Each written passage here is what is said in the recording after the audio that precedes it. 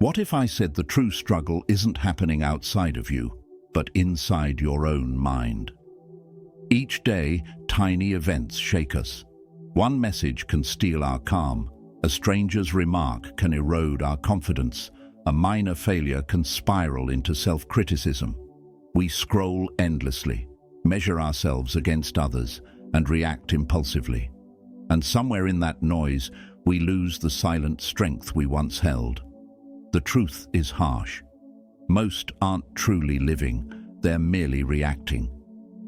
The Stoics foresaw this long ago. Marcus Aurelius reminded us, you have power over your mind, not outside events. Realize this, and you will find strength. That isn't abstract philosophy. It's a tactical advantage. Because the moment you stop resisting what's beyond your control, you become immune to it. Today, we'll explore 8 Stoic practices that recondition your mind so that nothing and no one can rob your peace again. This isn't a pep talk. It's armor for the mind. Drop a comment, I am unshakable. And let's begin. Principle 1, get comfortable with discomfort. Why do we shy away from everything that could strengthen us? The cold, the silence, the struggle, the honest confrontation. We treat them like foes instead of mentors. We chase warmth, approval, ease, and every step toward comfort strips away a layer of our resilience. We live in an age where a slow internet connection feels like suffering. The tiniest delay sends us spiraling. But here's the uncomfortable truth. Comfort has become today's quietest poison. It dulls our potential, weakens our will, and makes us forget just how much we can withstand. Seneca once said, "The one who has prepared for trouble robs it of its force." What he meant was, by stepping into adversity willingly, we take the sting out of fear. The Stoics didn't seek hardship because they enjoyed it. They embraced it because they understood the recipe for real strength. Both mind and body develop only through challenge. Marcus Aurelius faced war, sickness, betrayal. And yet he mastered himself before mastering an empire. His power didn't come from status, it came from choosing discomfort daily. Reflect on your life. When did you grow the most? It wasn't during smooth, predictable days. It was when life threw you into chaos, when you lost someone, when your plans unraveled, when you had to start again from scratch. That's when your essence emerged. Discomfort is where transformation happens. Each cold shower, each early alarm when your body resists, every difficult truth you confront instead of hiding. These carve your character. Today's world tells you to pursue pleasure and sidestep pain. Stoicism quietly urges the opposite. Train for adversity so external events lose their grip on your mood. Every voluntary discomfort is a dress rehearsal for life's unexpected storms. When you step into the cold by choice, the cold loses its terror. When you choose struggle over ease, difficulty over indulgence, you confirm that you command your life. You're not just reacting to it. So begin small. Stand beneath a cold stream of water and feel the shock without running. Sit still and resist the itch to reach for your device. Move your body even when your thoughts protest. Face that conversation you've been avoiding. Speak the truth you've been delaying. Every time you approach difficulty instead of avoiding it, you reshape your wiring. You teach your brain that pain isn't always a threat. It can be information. And here's a secret that most people never realize. The person who chooses to suffer no longer fears suffering because he's practiced it. He's turned fear into a teacher. To him, discomfort is no longer disorder. It's clarity. It's the blade that sharpens his resolve. Your task today: pick one small hardship and walk into it willingly. No hesitation, no inner bargaining. Just do it. Affirmation: discomfort is my discipline. It is where I train. Principle 2. Command your emotions before they command you. You could master every tactic, every framework, every blueprint for success. But without emotional control, you'll always be enslaved by your reactions. One insult can shatter your peace. One failed plan can ignite rage. One unexpected setback, and suddenly you're pulled by forces you can't see. It's not life that breaks us. It's our response to it. We often mistake emotions for orders we must obey, but they are not commands. They're signals. Like any message, they should be acknowledged, not automatically followed. Epictetus taught, it's not what happens to you, but how you react to it that matters. Those few words form the foundation of emotional sovereignty. Because when you realize every external event passes through the filter of your judgment, you take back your power. No one can truly disturb you unless you permit it. The insult, the setback, the loss, they mean nothing until your mind labels them as threats. But modern culture teaches the opposite. React fast, express everything, post instantly, argue endlessly. We've mistaken unfiltered reaction for authenticity. But the Stoics understood something most still miss. Reaction is often weakness disguised as honesty. Strength doesn't repress emotion, it organizes it. A disciplined soul doesn't explode, it observes, it pauses, it chooses. That pause, those brief seconds between stimulus and response, is where your strength is forged. Next time anger bubbles up, don't leap to defend yourself. Step back, feel it rise, name it gently. This is anger. That small act creates space between you and the storm. The waves still crash, but you're no longer drowning. You're standing on the shore, watching. Now imagine carrying that stillness into your day. Someone cuts you off, you breathe. A colleague critiques you, you pause. A loved one withdraws, you listen. Each time, you're reinforcing your control, and that control becomes your peace. Marcus Aurelius endured betrayal, rumors, war, and yet he wrote, "You have power over your mind, not outside events." That's not resignation, it's ownership. Emotional turmoil is self-inflicted when you chase control where you have none. Stoicism doesn't numb you, it frees you. You still feel, but nothing owns you. Try this simple habit. Pause, inhale, reflect. Before speaking, acting, assuming, stop, breathe. Ask, is this within my influence? If not, it's not worth your calm.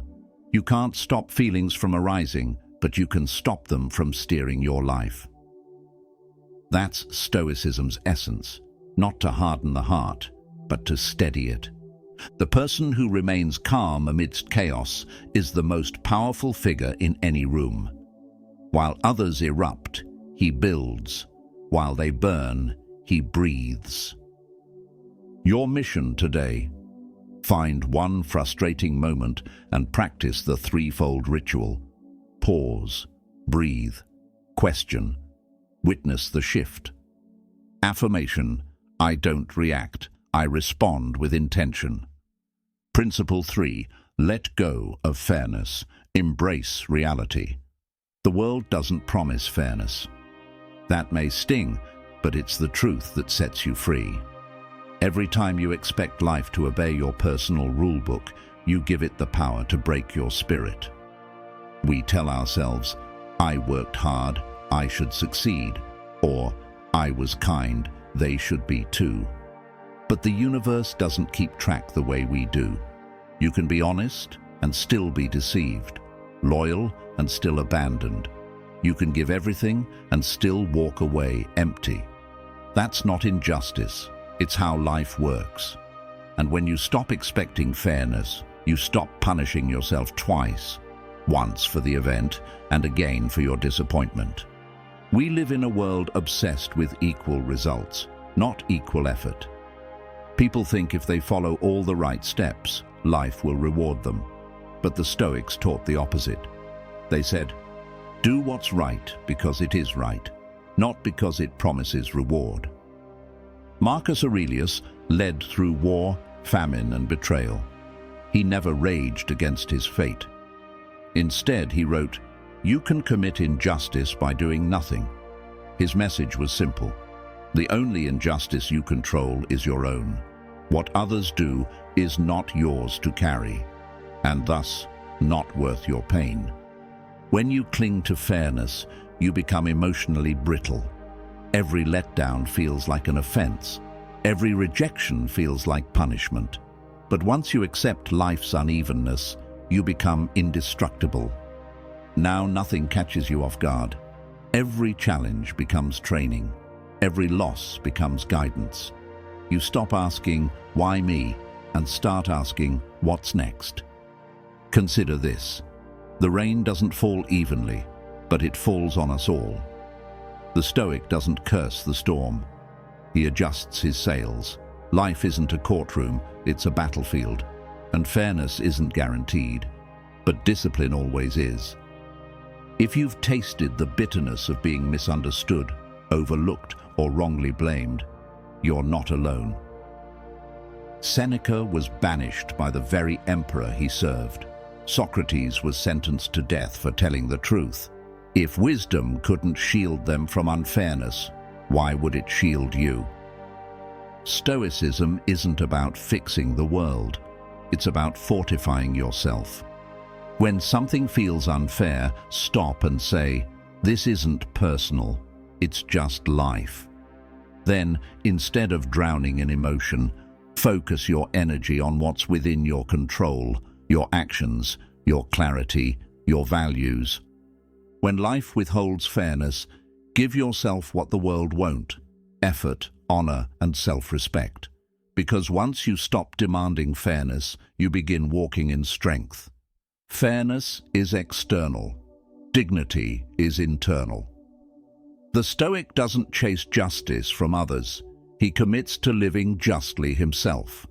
That's the divide between victimhood and mastery. Your mission today. When the world seems unfair, remind yourself, it wasn't supposed to be fair. It was meant to make me better. Affirmation: fairness is not owed, but discipline is always mine to choose. Principle 4. Guard your focus.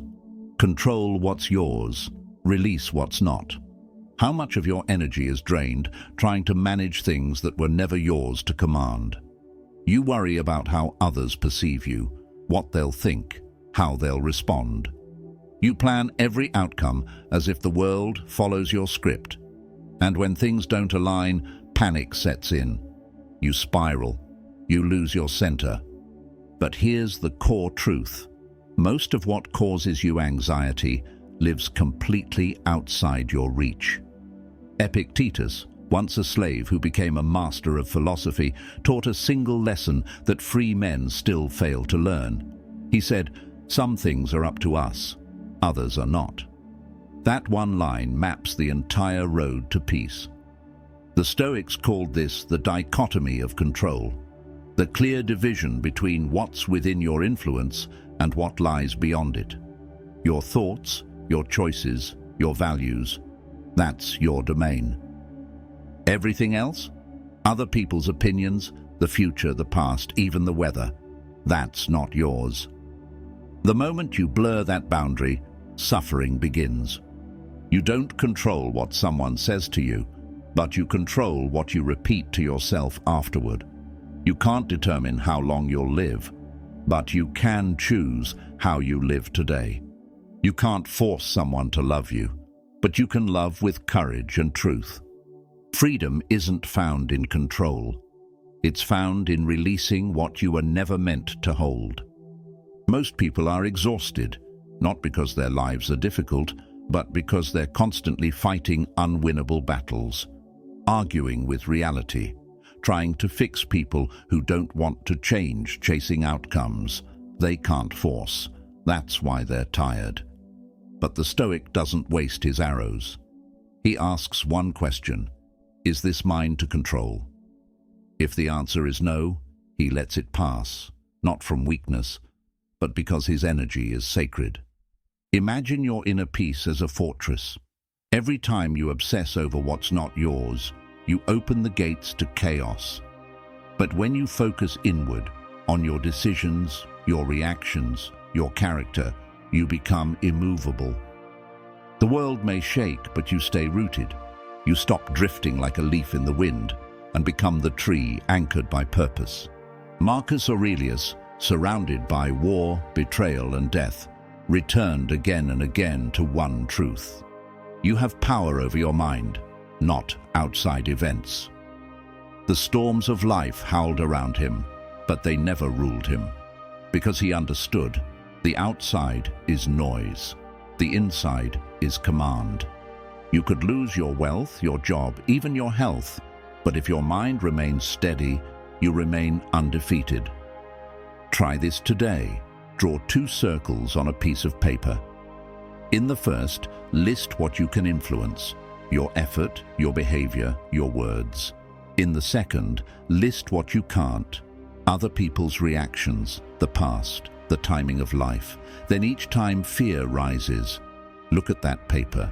Ask, which circle does this belong to? If it's not in the first, it doesn't deserve your peace. Let go of control, not because you've lost, but because you've chosen freedom. The Stoic doesn't shoot arrows at the wind. He aims only at what's within reach. That's why he never runs out of strength. Your task today: draw your 2 circles. When the storm arrives, stand firmly inside the one that is yours. Affirmation: I govern my choices, not the world. And that is enough. Principle 5. Choose challenge before it chooses you. What if the comfort you cling to is quietly dissolving your strength? We shape our lives to dodge pain, but in doing so, we forget how to endure it. We surround ourselves with warmth, instant gratification, and soft routines, yet grow fragile inside. We've mistaken ease for safety, but comfort has never kept anyone truly safe. It only breeds dependence.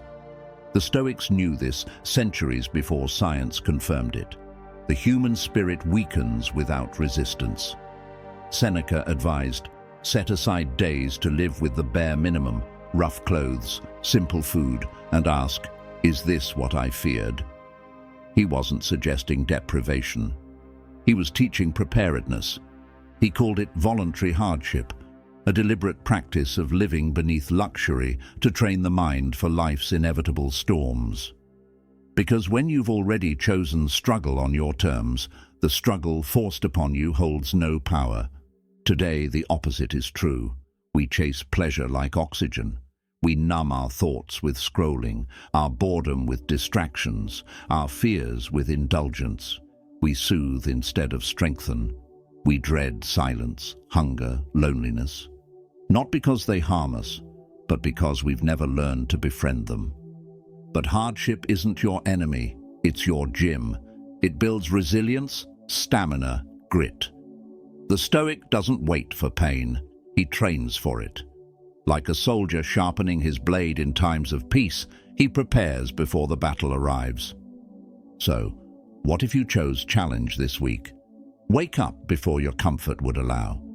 Step into a cold shower and feel every second without flinching. Skip that snack you don't need. Walk instead of drive. Have the conversation you've been putting off. Each small discomfort rewires your brain, teaching it that struggle is not a threat. It's strength in disguise. The modern mind crumbles under stress because it's never carried weight. But the disciplined mind thrives when tested.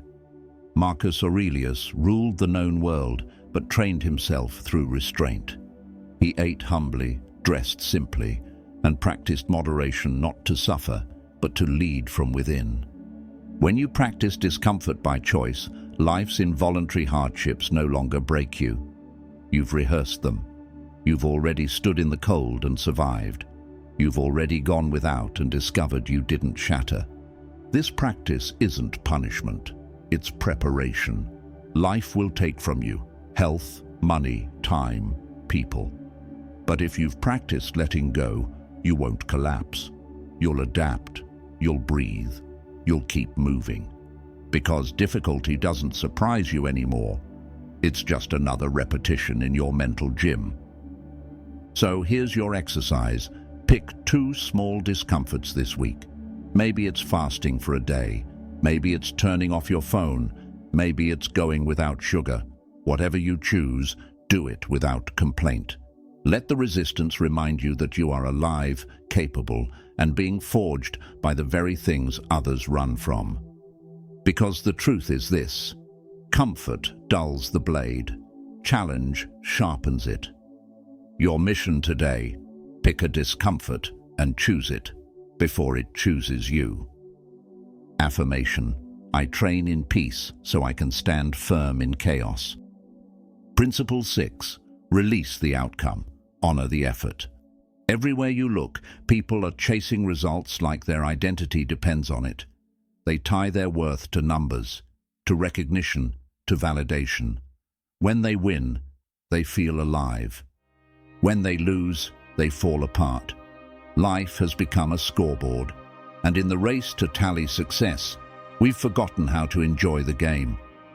The Stoics recognized this trap long before social media existed. When your peace hinges on the result, you've already surrendered control. Marcus Aurelius warned, "Never let the future disturb you. You'll meet it with the same reason you use today." In that one sentence lies the cure to modern anxiety. Because when you obsess over what might happen, you abandon the only thing that matters, the moment you're in. You don't control the outcome, you only control the effort. You don't own the harvest, you only plant the seed. That is the Stoic mindset. Success isn't something you demand, it's something you build, one step at a time. Think about how many times you've ruined your own progress by obsessing over results. You begin a new habit and demand instant change. You open your heart and expect equal return. You make a move and fixate on the reward. And when it doesn't arrive how or when you wanted, you collapse. Not because you failed, but because you clung to something outside your hands. The Stoic doesn't play that game. He commits to the work and releases the outcome. Because his pride doesn't come from applause, it comes from action. And here's what happens when you finally let go. Your focus sharpens. Your energy flows fully into the present moment. You stop performing and start participating. That shift alone makes you more powerful. Because now you're no longer motivated by fear of failure, you're fueled by purpose. Seneca said, "The wise man is satisfied with his lot, whatever it may be." Detachment isn't indifference, it's control. You care deeply about the process, but not the applause you build, not for praise, but for integrity. Make this real. You can't force your business to thrive, but you can show up every day with intention and effort. You can't control how fast your body changes, but you can train with discipline and respect. You can't control whether someone sees your value, but you can still live with truth. The outcome is external. The effort is yours. Here's a practice. Each morning, write this down. Today, I will give my best to the work, not the reward. Then, no matter what task you face, treat it like it matters, because it does. The process is sacred. It's where your strength lives, where your character grows, and where your calm is born. Detach, not to care less, but to act better. Love the process, not because it guarantees success, but because it guarantees growth. The Stoic isn't chasing the finish line. He's mastering each step. Your mission today: write down one goal you're clinging to. Then underneath, write, "The result is not mine, the effort is." Affirmation, I honor the work, not the outcome. My pride is in the process. Principle 7. Keep death in sight. Live like it matters. Most people live as if they have forever. They delay dreams, postpone healing, and keep waiting for the right moment. But time doesn't wait. Every day that slips by is one you'll never reclaim. The Stoics had a phrase for this truth, memento mori, remember that you will die. At first it may sound grim, but in reality it's the most powerful call to live fully. Seneca said, "It's not that life is short, it's that we waste so much of it." He wasn't warning us about dying, he was warning us about drifting. We bury ourselves in the trivial, scrolling, arguing, gossiping, worrying about opinions that won't matter a year from now. Meanwhile, the moments that make life meaningful quietly pass us by. When you truly realize that every breath is one closer to your last, something cuts through the noise. You see what matters. The Stoic doesn't fear death because he's busy living with intention. Every sunrise is a gift. Every act of courage is sacred. Every moment of love is priceless. Mortality isn't his shadow, it's his compass. Death puts things in perspective. It ends procrastination. It silences excuses. You stop waiting for the perfect time because you understand there is no perfect time, just time itself running out. Think of how often we say, "I'll start later. I'll forgive when I'm ready. I'll take the risk when things calm down." But that day might never come. Life isn't a warm-up, it's the main performance. Every delay is a quiet surrender of the only currency you truly have, your time. The Stoic lives with urgency, not chaos, but clarity. Urgency doesn't mean rushing. It means being awake. It means refusing to waste even one more day in bitterness, hesitation, or fear. Marcus Aurelius reminded himself, "You could leave life right now. Let that determine what you do and say and think." To him, death wasn't a threat. It was a mirror. It reflected what really matters: virtue, service, and presence. So ask yourself, if today were your last, what would you do differently? Who would you speak to? What truth would you stop hiding? What step would you finally take? These aren't questions to frighten you. They're invitations to wake up. Death doesn't strip life of meaning. It gives it urgency. It makes every moment count. Try this before bed tonight. Write down 3 things you'd regret not doing if tomorrow never came. Then pick one and do it this week. Don't wait for the perfect conditions. Don't wait to feel ready. Just move. Because time is always moving, whether you do or not. To remember, death is not to dwell on endings. It's to honor beginnings. It's to rise each morning and ask, what can I give, create, or love today? The Stoic doesn't seek immortality through fame. He earns it through intensity, by how completely he lives while he's still here. Your mission today: list 3 things you would deeply regret not doing, then act on one now. Affirmation: I live like time is borrowed, because it is. Principle 8.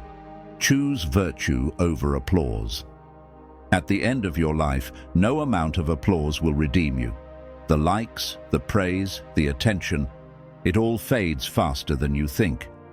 What remains is who you chose to be when no one was watching. Yet most people spend their days performing. Performing for attention, for recognition, for approval. They chase praise like breath, afraid of being unseen. But the Stoic doesn't live to be admired, he lives to be aligned. Marcus Aurelius wrote, "Waste no more time arguing what a good man should be one." That was his North Star. Despite being surrounded by flattery and politics, he rejected performance in favor of principle. He knew that admiration is fleeting, but character is permanent. The modern world flips that truth on its head. We share to prove. We speak to be noticed. We act to be seen. Our sense of self is filtered through strangers' perceptions, and we wonder why we feel hollow. Here's the reality. When your worth is built on validation, you become a prisoner of performance. You stop being real. You become careful. You trade truth for popularity. You become liked but not respected, visible but empty. The Stoic refuses to play that game. He lives with integrity, whether anyone is watching or not. Because virtue isn't something you show. It's something you are. It's the quiet discipline of doing the right thing when it costs you, especially when it costs you. Think about this. Telling the truth when silence would make you popular. Being kind when there's no reward. Keeping your word even when no one's watching. Those moments define your soul more than any accolade ever will. You don't need to post about your values. Just live them. Quiet virtue has more weight than loud virtue signaling. Seneca said, "A good character, when observed, delights, but when unseen, it still rejoices." Virtue is its own reward. When you live in alignment, you sleep in peace. You stop negotiating with your conscience. You move lighter. The world may misunderstand you, mock you, even attack you. But their opinion no longer binds you because you're not living for them. You're living for a standard that doesn't change with the crowd. That's the Stoic code. To act with principle when applause is absent. To choose character over convenience. To prove your values, not to others, but to yourself. And the moment you stop needing external approval, the world loses its power over you. Try this. Pick one core value: honesty, courage, kindness, discipline, and live it quietly for one full day. No announcements, no broadcasts, just embodiment. Watch how it changes the way you speak, walk, decide. Because that's what it means to live by your own code. Your mission today: pick a value and live it for 24 hours without telling anyone. Let it shape your choices from the inside out. Affirmation: I act from principle, not for praise. The path is yours now. You've just explored 8 enduring principles, 8 ways to reclaim your strength in a world that constantly tries to pull it from you. These truths weren't designed to make life easier. They were forged to make you stronger. Discomfort, emotional mastery, radical acceptance, focused control, chosen hardship, detachment from results, urgency in living, integrity over attention. Together, they build something greater than motivation. They form your inner armor, an armor no chaos can pierce, no betrayal can weaken, no storm can destroy. Because the Stoic doesn't seek to avoid life's pain. He trains to endure it with honor. The ancient philosophers never promised ease. They promised clarity. And once you understand that nothing outside of you can destroy the fortress you build within, you become rare, unshaken in a shaking world, a human being fully awake in a time of distraction. If these ideas spoke to something inside you, share this message. Let others find their way back to themselves. Comment below with your favorite principle. Like, subscribe, and before you go, whisper this one truth to yourself. My strength lives in what I choose to control, and I choose to live by it, today and every day after.